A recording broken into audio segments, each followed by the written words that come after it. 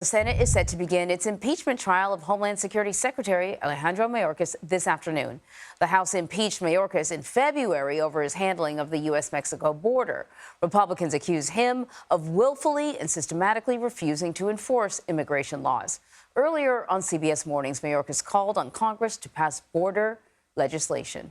As they work on impeachment, I work in advancing the mission of the Department of Homeland Security. That's what I've done throughout this process.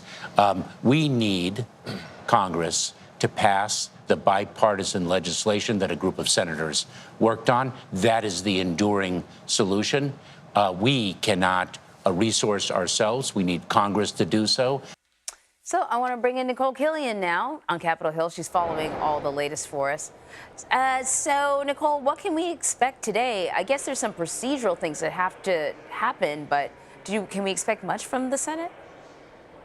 Yeah, well, as we saw yesterday, the House impeachment managers, all 11 of them, delivered the articles of impeachment to the Senate. And so today we expect senators to be sworn in for a trial. But the question is, will there even be a trial? Senate Democrats have been pushing to dismiss this quickly. Leader Chuck Schumer has said time and again that impeachment is really not the vehicle to try to resolve policy differences, and that he wants this matter resolved as quickly as possible. Senators could also try to table this to a committee, which could stall the proceedings out, or they can move forward with a full trial, which is what many Senate Republicans would like to do. There was some discussion late yesterday about whether or not they may allow for some type of debate. So senators could debate the merits of whether they should move forward with a trial. But as of now, it seems that there is no agreement on that front. So that being said, unclear exactly what's going to happen after the senators are sworn in, but certainly, again, either we'll see a trial or we won't. In the meantime, House Speaker Mike Johnson is facing some new threats for his job from members of his own party for considering a vote on sending U.S. aid to Ukraine. You know, there are some members that are questioning the amount of aid that's going to Ukraine, and they want a little more accountability before the money is doled out.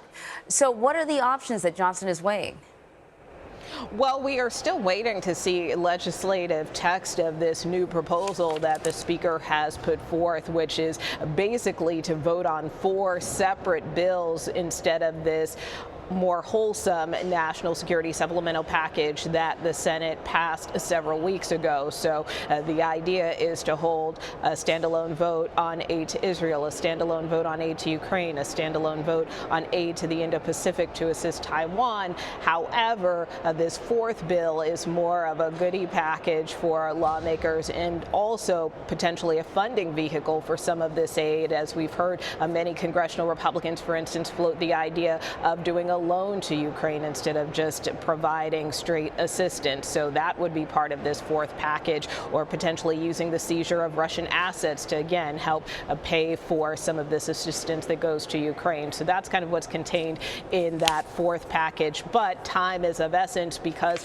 the House and Senate are only in session through this week. And so the longer it takes for that legislative text to come out, it could potentially stall a vote. As you know, lawmakers usually need about 72 hours to read through legislation before they vote on it. So that could push a potential vote into the weekend, which may be difficult for some lawmakers as both chambers prepare to recess next week. Oh, they better get busy. Nikole, thank you. You bet.